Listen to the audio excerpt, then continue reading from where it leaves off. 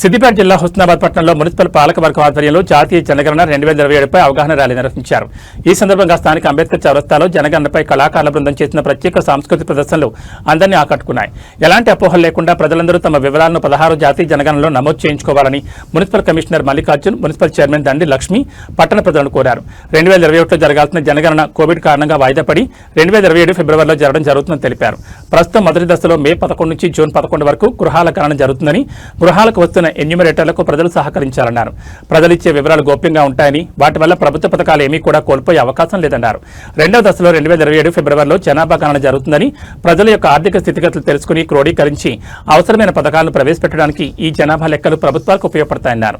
2047 వికసిత్ భారత్ లక్ష్యంగా ముందుకు వెళ్లడానికి ఈ జనాభా లెక్కలు దోహదం చేస్తాయని తెలిపారు.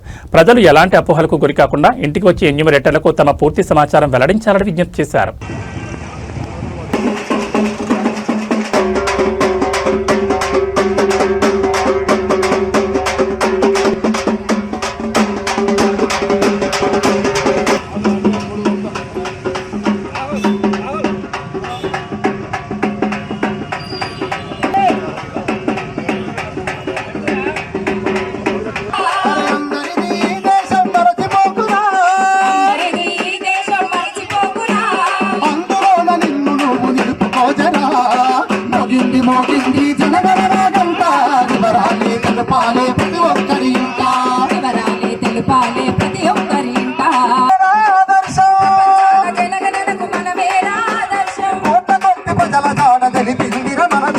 అందరూ కూడా ఎన్యూమరేటర్లు వచ్చినప్పుడు వారి ఎన్యూమరేటర్కు మేము ఆల్రెడీ ఐడెంటిటీ కార్డు కూడా ఇచ్చాము.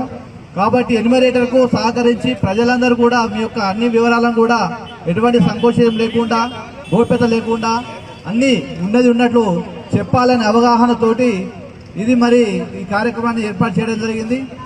మరి ఈ యొక్క జనాభా గణన అనేది ఇప్పుడు మనకు 16వ భారత జాతీయ జనగణన కార్యక్రమం 2021లో ఉండవలసిన జనగణన ప్రభుత్వము ప్రతిష్టాత్మకంగా ఏర్పాటు చేసి ఈ సర్వేను చేయడం అనేది జరుగుతుంది. కాబట్టి మనమందరం, మన ప్రజలందరూ అపోహలకు గురి కాకుండా ప్రతి ఇంటికి రాగానే వారిని గౌరవిస్తూ సర్వే చేయడానికి వచ్చిన సార్లు కానీ, మేడమ్స్ కానీ మన కుటుంబానికి సంబంధించిన పూర్తి వివరాలను వారికి ఇస్తే కనుక మన జనాభాలో ఎలాంటి తప్పులు తొడకలు రాకుండా ఉండే అవకాశం ఉంటుంది. కాబట్టి మనము ఉన్నది ఉన్నట్లుగా చెప్పుకోవాలి, లేని చెప్పకున్నా పర్వాలేదు, కానీ ఉన్నది మాత్రం ఉన్నట్లుగా చెప్పుకుంటే కనుక